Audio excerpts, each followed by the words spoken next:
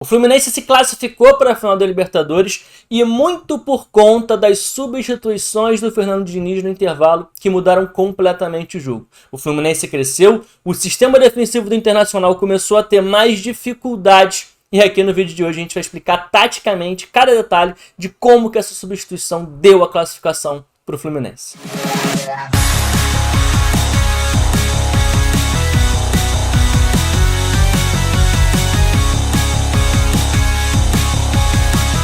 Fala galera, Bruno Pet na área para mais um vídeo. Vamos começar aqui pelas duas escalações. O Internacional veio com o mesmo time que tinha jogado lá no Maracanã, com o Hugo Malo como lateral direito e o Johnny como primeiro volante. Já o Fluminense veio com mudanças. Veio com Alexander jogando aqui no meio campo na vaga do John Kennedy para dar um pouquinho mais de sustentação para o time. É a escalação mesmo que muita gente considera a escalação ideal desse time do Fluminense, inclusive. Além disso, o Diniz optou pela entrada do Guga no lugar do Samuel Xavier, que estava suspenso por expulsão. O jogo começa com o Internacional pressionando muito forte a saída de bola do Fluminense, de forma muito intensa, ganhando muitas disputas, conseguindo recuperar muitas vezes a bola no campo de ataque. O desenho dessa pressão alta era o mesmo do desenho que tinha pressionado lá no jogo do Maracanã, com o Valencia e o Alan Patrick aqui um pouco mais à frente, o Arangues se juntando à linha dos meias aqui com o Wanderson e com o Maurício, o Johnny sendo esse primeiro volante que fica entre a linha de meio campo e a linha de defesa com os 4 jogadores. E assim, foi uma pressão alta com extrema intensidade, dificultou muito a saída de bola do Fluminense. E alguns jogadores específicos tiveram alguns papéis muito importantes nessa pressão alta. O primeiro que eu queria citar é o Arangues, porque ele tinha um papel aqui de muitas vezes subir até mais alto do que o Alan Patrick e que o Valencia para pressionar um dos volantes do Fluminense, que baixava aqui entre os zagueiros para poder fazer essa saída de bola. Só que nas situações em que o Fluminense conseguia passar essa primeira linha de marcação aqui, o Arangues ele tinha esse papel de voltar também para ajudar, para pressionar o cara que ficava aqui por dentro. Quando ele percebia que o Fluminense conseguia sair, avançar um pouquinho mais, muitas vezes ele tinha que marcar um segundo, ele tinha que vir pressionar, e sempre com muita velocidade, sempre com muita intensidade, impedindo que o passe entre. Olha como é que ele vai impedir aqui, vai ajudar, vai pressionar aqui o Ganso e vai forçar aqui um erro de passe do adversário, fazendo com que o Inter recupere a bola aqui no terço final, cara, aqui bem próximo do campo de ataque. E a gente pode citar também o papel do Johnny, que era o cara que fazia toda a cobertura das costas aqui da linha dos 3 meio-campistas, né, do Maurício, do Arangues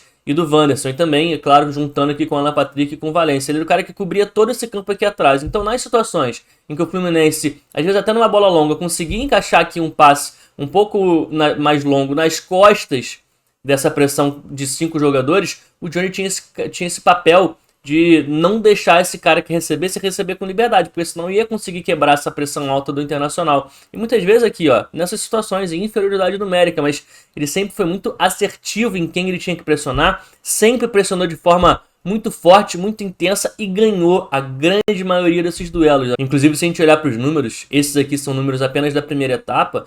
Cara, o Johnny foi disparado o cara que mais venceu as suas disputas, que mais venceu os seus duelos. Aqui, dados do SofaScore, ele teve 7 duelos pelo chão, ganhou 6. Então mostra muito dessa capacidade que o Johnny teve de vencer as disputas no meio campo, vencer os duelos, não deixar o Fluminense progredir. E teve ainda um outro jogador que foi fundamental e vai ajudar a gente a falar um pouquinho mais coletivamente desse Internacional, dessa pressão alta do Inter, que foi o Vitão. Por quê? Porque quando você pressiona lá em cima, com essa quantidade de jogadores, a gente está vendo aqui 5, 6, o René subindo aqui um pouquinho, 7 com o Maurício, 8 com o Hugo Malo, que vai pressionar aqui o Marcelo do outro lado. São muitos jogadores no campo de ataque, muita gente pressionando alto. Onde é que está o mercado? Então o que a gente viu muito era a linha de defesa internacional alta. E para essa linha alta funcionar, é importante que os zagueiros façam isso aqui, ó, como o Vitão vai fazer agora.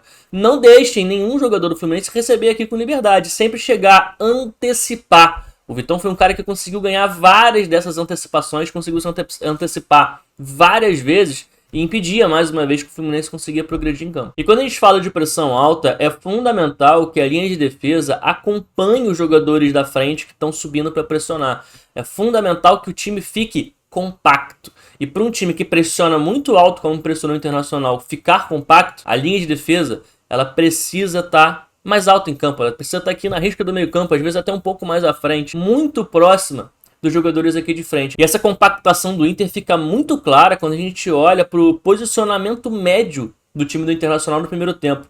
Repara como a distância aqui do último jogador que é o Vitão, para o jogador mais avançado, que foi o Alan Patrick, em relação às ações, é muito curta, cara. Era um time que estava jogando aqui em 20, 25 metros. Eu tô falando aqui de compactação em termos de profundidade, né, da distância do jogador mais avançado para o jogador mais recuado, mas o Internacional também foi um time muito compacto em termos de largura, porque o Fluminense é um time que gosta muito de gerar superioridade pelos corredores laterais, aproximar muita gente do mesmo lado do campo para conseguir progredir nesse mesmo corredor. E o Internacional foi muito compacto também nesse aspecto. Então, quando a gente via que o Fluminense decidia que ia jogar pelo lado esquerdo, a gente via todos os jogadores aqui do Inter balançando e indo para esse mesmo lado da bola, se aproximando também do centro do jogo.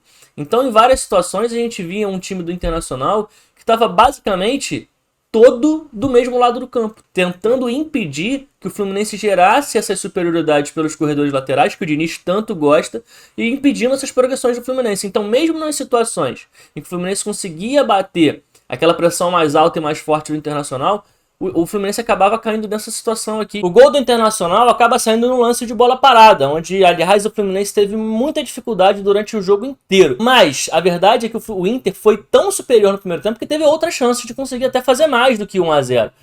O Internacional conseguiu criar algumas oportunidades, muitas roubando essa bola no campo de ataque, e cedeu pouquíssimo também para o Fluminense. O Fluminense finalizou só 3 vezes no primeiro tempo, todas elas finalizações de fora da área. Percebendo isso, essa dificuldade do Fluminense de conseguir jogar, o Fernando Diniz fez algumas substituições no intervalo.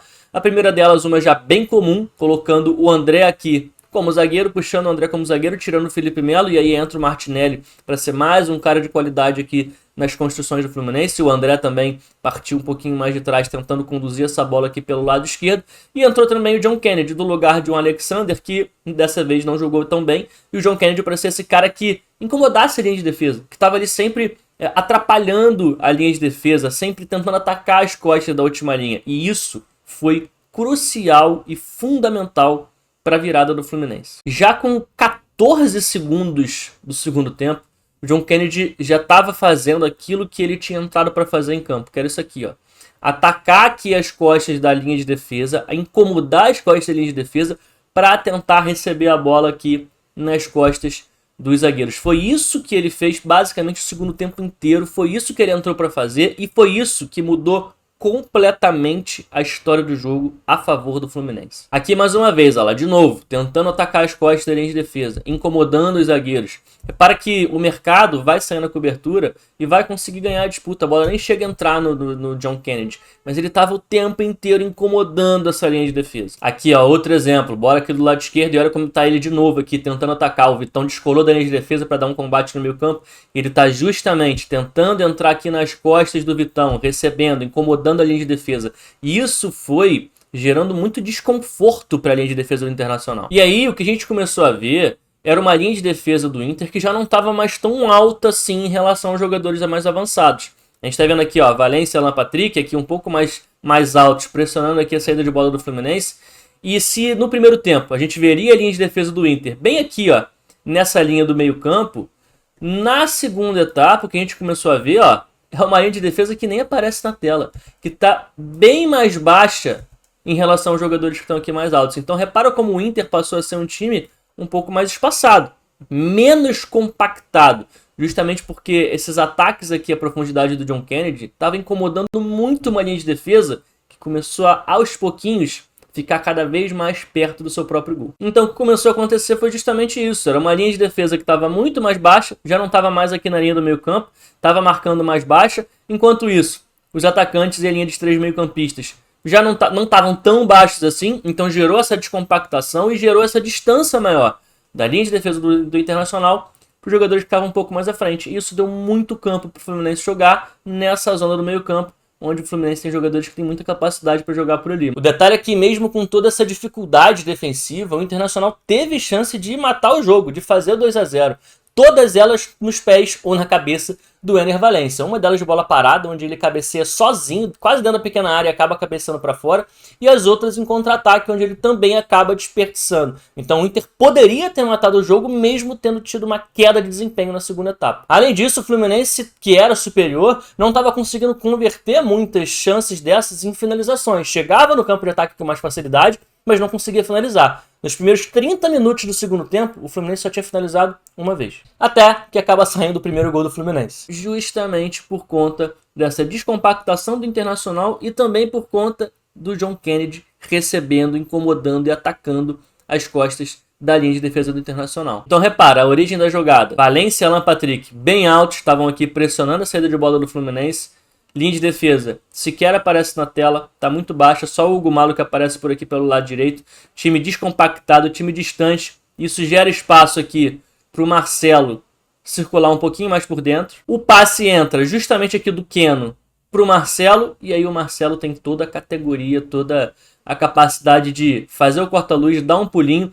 Ele atrai o Vitão, abre espaço aqui na linha de defesa. A bola entra no Cano e tá aqui, ó, John Kennedy atacando as costas da última linha, dando essa opção do facão. O Cano encontra o passe pro John Kennedy, que vai sair na cara do goleiro e aí arruma aquela cavadinha absurda para fazer o primeiro gol do Fluminense. E no segundo gol do Fluminense a gente vai ver de novo essa mesma descompactação do Internacional. Valência lá na frente, Alan Patrick também, a linha dos 3 meio-campistas. Olha a distância que tem nas costas dos 3 meio-campistas em relação ao Johnny. De novo, linha de defesa muito baixa. De defesa que não estava mais acompanhando essa subida de marcação, essa subida de bloco do Internacional. Isso vai dar espaço para o Nino encontrar um excelente passe aqui numa janela difícil para o André, que está nas costas do Bruno Henrique, jogador que entrou na segunda etapa. O André recebe essa bola de forma inteligente, deixa a bola passar aqui em direção ao espaço para poder aproveitar esse campo que tem à sua frente. Linha de defesa do Internacional começa a correr para trás. Repara que o René tinha esboçado aqui para frente, acaba não indo, fica no meio do caminho, então uma linha de defesa com medo. E olha isso aqui, John Kennedy de novo incomodando os zagueiros, de novo atacando aqui as costas da última linha, arrasta os 2 zagueiros do Internacional e dá espaço para um Cano que fica aqui, ó, um pouquinho mais baixo para poder receber essa bola com liberdade. Sai a tabelinha, no final da jogada o Cano acaba fazendo o segundo gol do Fluminense. Então assim, depois de um primeiro tempo de amplo domínio do Internacional, o Diniz fez mudanças, fez substituições no time que mudaram completamente a história do jogo e também na classificação. A entrada de John Kennedy foi fundamental para empurrar a linha de defesa para trás, para criar medo e receio na linha de defesa, descompactar o time e gerar tudo aquilo que a gente explicou aqui na segunda etapa. É claro que individualmente o John Kennedy também entrou muito bem no jogo, foi fundamental, fez o primeiro gol, participou da jogada do segundo, então foi um cara que realmente, para mim, na minha opinião, foi o nome do Fluminense na classificação para a sua segunda final de Libertadores na sua história.